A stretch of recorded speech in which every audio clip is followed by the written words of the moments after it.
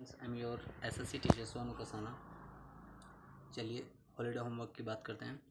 Holiday homework में थोड़ा late इसलिए कराया क्योंकि सब बच्चों के पास वर्कशीट अवेलेबल नहीं थी। सभी बच्चों के पास वर्कशीट अवेलेबल नहीं थी। जैसे ही हॉलीडे होमवर्क डाला बहुत सारे बच्चों के कॉल्स आए थे कि सर हमारे पास वर्कशीट नहीं है तो कैसे करना है। तब मैंने उन्हें बोल दिया था कि रुक जाइए आप थोड़ा टाइम, अभी वेट कर लीजिए, मैं आपको इंस्ट्रक्शंस दूंगा, मैं बता दूंगा कि क्या करना है। अभी मैक्सिमम बच्चों के पास वर्कशीट अवेलेबल है और जिनके पास नहीं है दे कैन परचेज, वो परचेज कर सकते हैं शॉप से जा कर के। ठीक है, अभी कोई इशू नहीं है। सो हम बात करते हैं हॉलीडे होमवर्क की। आज के बाद आप कंटिन्यूसली अपना हॉलीडे होमवर्क स्टार्ट रखेंगे। एक एक वर्कशीट आप रोज़ करते जाएंगे, एक वर्कशीट कम से कम डेली। और मैं आपको बता देता हूँ कि क्या क्या चीज़ें कैसे कैसे करनी है। मैं आपको थोड़ा हिंट बता देता हूँ, बाकी चीज़ें आपको करनी अपने आप ही हैं। तो फर्स्ट ऑफ ऑल तो आपको ये फर्स्ट जो क्वेश्चन है ये वाला आपको नहीं करना है। ठीक है, मैंने इंस्ट्रक्शन दिए थे कि कोई मेरी इंस्ट्रक्शन के बिना नहीं करेगा। अगर आपने कर लिया है तो मैं कुछ नहीं कर सकता क्योंकि मैंने कहा था रुकने के लिए। ठीक है, नहीं किया है तो वेरी गुड, आपको ये करना भी नहीं है। ओके, अब बात करते हैं करना कहाँ से है। हमें स्टार्ट करना है यहाँ से। Okay, true false first one. तो write T for true and F for false statement. ये आपको स्टेटमेंट्स दिए गए हैं और आपको इनमें टी और एफ लिखते हुए जाना है। सिंपल सी चीज़ है। अब आपको हो सकता है कि आप में से मैक्सिमम ये बोलें कि सर हमें तो ये मालूम नहीं है कि ये क्या है क्या नहीं है। तो आपको इतना काम तो करना पड़ेगा, 5 या 6। ये आपको एक वर्कशीट में आपको 5 ट्रू फॉल्स हैं। तो आप तो अगर मैं आप इन्हें बता दूं कि सर ये ट्रू है ये फॉल्स है, आपको 10 सेकंड नहीं लगने वाले।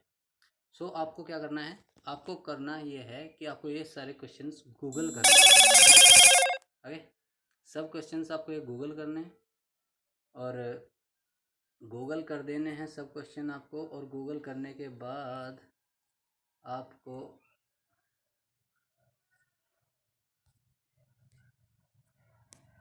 ना गूगल कर देने हैं और गूगल करने के बाद आपको इनके आंसर लिखने हैं करेक्टली। अब गूगल कैसे करेंगे, आप पूरा क्वेश्चन लीजिए। The modern period is marked by some features of its development, और आप देखिए इज इट ट्रू और फॉल्स, आपको आंसर मिल जाएगा। फिर भी आपको कोई प्रॉब्लम आती है you can contact me. Okay, second one. Second आपका आता है ये वाला, identify the pictures and write their name using help box. Help box दिया गया है आपको, पिक्चर्स दिए गए हैं, लेकिन उसके बावजूद आप हो सकता है कि किसी को रिकॉग्नाइज ही ना कर पाएँ कि कौन है। ओके, सो इसका सिंपल ट्रिक क्या है, आप सिंपल आप लिखें सिराज उद्दौला, गूगल करें, आपको सिराज उद्दौला की एक इमेज दिखेगी जो इसमें से मैच हो जाएगी। आप उस पर टिक कर देंगे कि ये सिराज उद्दौला है, ये सिराज उद्दौला है, या जो भी सिराज उद्दौला है ना। क्लियर है, इजी। ओके, चलिए नेक्स्ट पे आ जाइए। अब आपको यहाँ थोड़ा ज़्यादा काम करना है। द ग्रेट रिवॉल्ट ऑफ 1857, ये वर्कशीट 3 है हमारी। तो 1857 का ग्रेट रिवॉल्ट में आपको कुछ ऐसे सोल्जर्स हैं जिनके बारे में आपको कुछ सेंटेंसेस लिखने हैं। जैसे सबसे पहले मौलवी लियाकत अली हैं, इनके बारे में आपको ये स्पेस प्रोवाइडेड है। इस स्पेस में आपको यहाँ पे जितना स्पेस है उस हिसाब से आप 2 या 3 सेंटेंसेस आप इसके बारे में लिख सकते हैं, मौलवी लियाकत अली।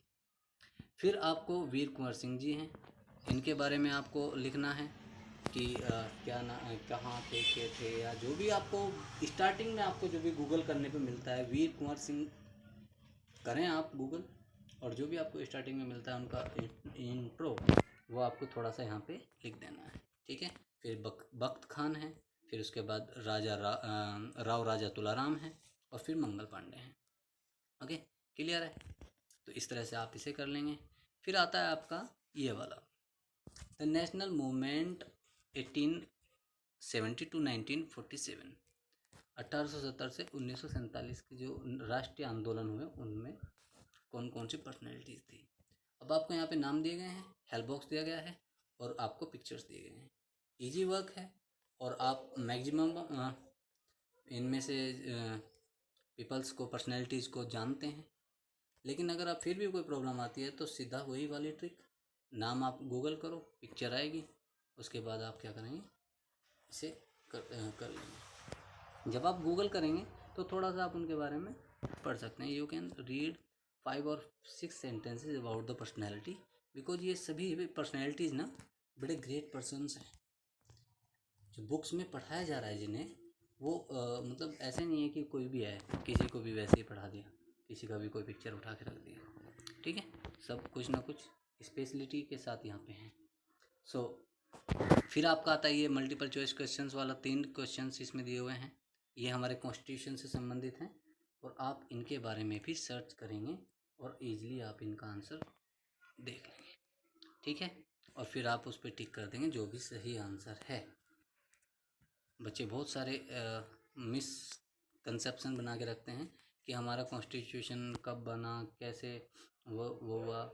एक क्वेश्चन मैंने इसमें दिया था हमारे पीटीए में, जिसका बच्चों ने मोस्टली रॉन्ग आंसर किया था।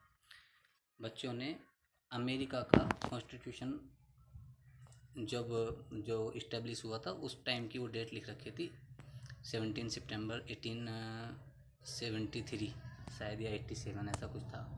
और बच्चों ने ज़्यादातर वो लिखा हुआ था।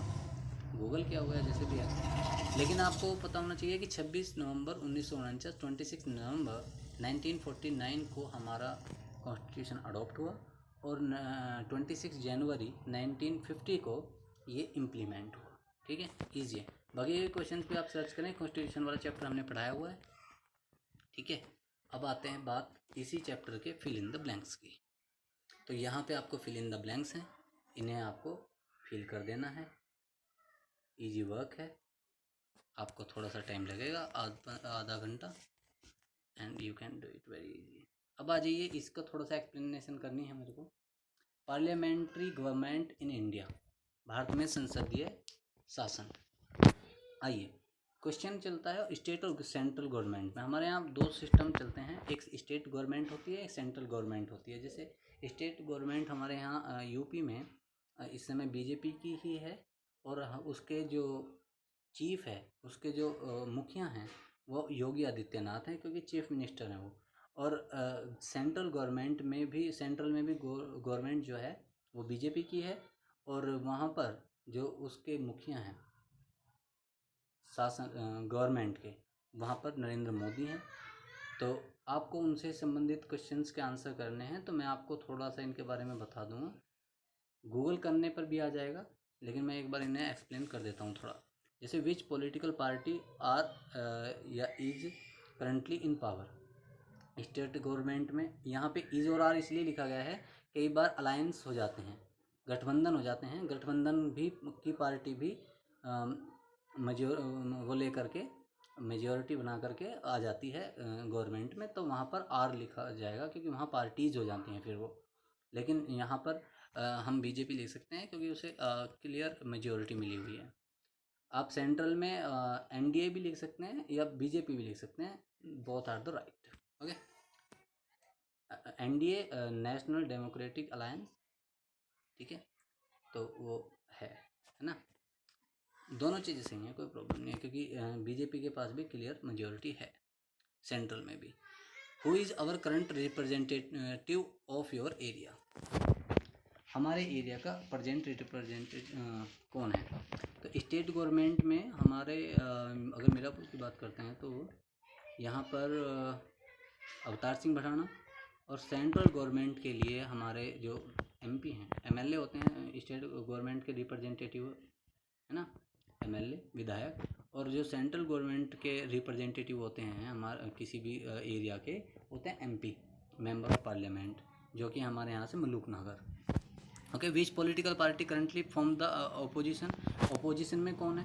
तो यहाँ पे मैं आपको सिंपली बता देता हूँ कि स्टेट गवर्नमेंट में अपोजिशन में है एसपी, समाजवादी पार्टी, और सेंट्रल गवर्नमेंट में कोई भी पार्टी अपोजिशन में नहीं है। हालांकि विपक्ष का दर्जा दिया गया है ना, दर्जा दिया गया है कांग्रेस को, लेकिन वो 20% वाली जो 20% का एक फॉर्म होती है कि 20% सीटें जीतनी होती हैं विपक्षी पार्टी बनने के लिए, ओपोजिशन बनने के लिए वहाँ वो फील नहीं करती हैं। तो इसलिए कोई भी संवैधानिक तरीके से लीगली कोई पार्टी सेंट्रल गवर्नमेंट में ओपोजिशन में नहीं है। Okay, when were the last elections held, तो कब हुए थे लास्ट इलेक्शंस? तो ये जो आपके स्टेट गवर्नमेंट के थे, ये हुए थे आपके 2017 में। ओके है ना, आई थिंक 2017 में हुए थे। एंड सेंट्रल गवर्नमेंट के 2019 में ही हुए हैं रिसेंटली। ओके, और when will the next election be held, ये 5-5 साल आप जोड़ देंगे, इसमें 2022 में होंगे और सेंट्रल गवर्नमेंट के 2024 में होंगे। ओके, चलिए fill in the blanks using given words, आपको वर्ड्स दिए हुए हैं, आपको इसमें भर देने हैं। इजी सी चीज़ है। अगर आपको कोई प्रॉब्लम आती है, आप किसी भी क्वेश्चन का को क्रॉप करके मेरे पास भेज सकते हैं, मैं उसका आंसर आपको बता दूंगा। अदरवाइज तो आप गूगल कर सकते हैं, ठीक है, या आप अपना क्वेश्चन लिख भी सकते हैं मेरे व्हाट्सएप नंबर पे। ओके, चलिए जुडिशरी, ये वाला क्वेश्चन आपको नहीं करना है। क्वेश्चन ए आपको नहीं करना है, ये वाला। ओके, ये मैं आपको एक्सप्लेन कर दूंगा बाद में। ओके, वैसे इतना ज़्यादा टफ चीज़ नहीं है, मैं आपको बता सकता हूँ। Which state and union territory share A common code, ये मैं आपको एक्सप्लेन कर सकता हूँ, लेकिन आप इसे अभी नहीं करेंगे, ठीक है। ये हम आपको बाद में वीडियो बना करके मैं आपको एक्सप्लेन कर दूँगा ये सारी चीज़ें, कितने हमारे पास कोर्ट हैं, कितने हमारे पास हाई कोर्ट हैं, क्या कुछ है, वो मैं आपको बाद में एक्सप्लेन कर दूँगा। Clear? Yes, let's move ahead. Question B, यहाँ पे फिल इन द ब्लैंक्स करने हैं आपको, ये आपको करना है, ठीक है। चलिए जी, अब आ जाइए role of the police and court, ये भी आपको नहीं करना है, ये आपको छोड़ देना है। थोड़ा सा डिस्क्रिप्टिव है, थोड़ा प्रॉब्लमेटिक हो सकता है बच्चों के लिए, इसीलिए छोड़ देते हैं। क्योंकि एसपी या डीएसपी और ये सारी चीज़ें, और मतलब इन्हें आप कि स्पेसिफाइड कि उनका क्या कार्य है, वो चीज़ें पूरा एक्सप्लेन ही करना पड़ेगा। आप पूरा सबके लिए ही बताना पड़ेगा कि किस क्राइटेरिया क्या है ना। हमें सबको ये लगता है कि सब पुलिस वालों का वर्क क्या है, they have to catch the thief, उन्हें चोर पकड़ना है ना। लेकिन वो चीज़ें, वो पूरा एक क्राइटेरिया होता है कि कौन कहाँ तक किसकी पोस्ट क्या हेल्ड करके रखती है और क्या उसके पास पावर्स होती हैं, वो सारी चीज़ें हम बाद में डिस्कस कर लेंगे। तो इसलिए अभी से आप छोड़ दीजिए, ट्रू फॉल्स पे आ जाइए। ट्रू फॉल्स आपको करना है। All Indian state are not divided number of district ना, यहाँ पे ट्रू फॉल्स आपको करना है, वही गूगल वाला अपना। ओके, अब universe and the solar system में आ जाइए। ये बड़ा इंटरेस्टिंग सी चीज़ होती है अपना यूनिवर्स को जानना। Search and write how many moon does each planet has, बड़ा इंटरेस्टिंग है। हमारे अर्थ के पास 1 मून है, only 1 moon we can see ना, ओनली 1 मून। ऐसे ही अगर यूरेनस, सॉरी जुपिटर और अगर सैटर्न की हम बात करें तो उनके पास lots of number of moons हैं, उनके पास काफ़ी मून हैं। वो मैं आप सर्च करेंगे तब आपको पता चल जाएगा कि किसके पास कितने मून हैं। Okay, below are given in Indian names of some promotional constellation. ये कॉन्स्टलेशन मैंने आपको बताया था कि एक आसमान में, स्काई में एक फॉर्मेशन बनता है स्टार्स से, जिसे हम हिंदी में नक्षत्र कहते हैं। तो ये इंग्लिश में इनके नाम है, हिंदी में नाम है, ये भी आप सर्च करेंगे और आपको इनके आंसर मिल जाएंगे सबके, ठीक है। अगर किसी में कोई प्रॉब्लम आती है तो आप मुझसे पूछ सकते हैं, पूरा क्वेश्चन भी पूछ सकते हैं और सिंपली कोई एक पोर्शन भी पूछ सकते हैं, उसका पार्ट भी पूछ सकते हैं। अब आपको ये सरफेस दिए गए हैं सोइल के। The different surfaces of land and soil are given below level the surface। ये आपको सरफेस लेवल करने हैं, सिंपली एक बार गूगल करेंगे सारी चीज़ें सामने आ जाएंगे, ठीक है। चलिए, fill in the blanks using words given in the below. Words दिए गए हैं आपको, फिल इन द ब्लैंक्स करने हैं, सर्च कर सकते हैं आप। ये वाला अब आप देख लीजिए, इसके बारे में आप करेंगे थोड़ा सा, ठीक है। ब्रॉन्ज एज टूल्स, आप सिंपल इतना कीवर्ड डालेंगे ब्रोंज एज टूल्स, उसके बारे में आपको सब कुछ आ जाएगा। ऊपर जो इंस्ट्रक्शन लिखे हैं मैं बता देता हूँ क्या कहा गया है क्वेश्चन के अंदर। Various stages of human development have been named after minerals and metals according to their importance to human life. जैसे भी जीवन में ह्यूमन के जीवन में, मानव के जीवन में किसी भी धातु या तत्व का कोई इस्तेमाल हुआ है, उसी हिसाब से उस युग का नाम रख दिया गया है ना। Write the name of the stages to which the following belongs to using given words. ये नीचे जिस भी युग से संबंध रखते हैं, जैसे bronze age, copper age, iron age, तो आपको उस युग का नाम लिख देना है। ठीक है, ठीक है, बहुत सिंपल है। आप एक बार ब्रोंज एज लिखेंगे, ये टूल्स हैं, उसके नीचे आप उसका लिख देंगे कि ब्रोंज एज बिलोंग्स टू, है ना, वो टाइम लिख देंगे आप।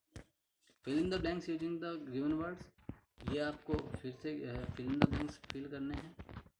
आ जाइए, फिल इन द ब्लैंक्स, यहाँ पे भी फिल इन द ब्लैंक्स हैं। 50 स्टेपल्स पेनिनसुला ऑफ पेनिनसुलाज ना। पेनिनसुला मीन्स एक जगह जो जहाँ पे ना एक land, A part of land which is surrounded by the water bye 3 sides, जो तीन तरफ से पानी से घिरा होता है ना, that is called peninsula, peninsula. Okay.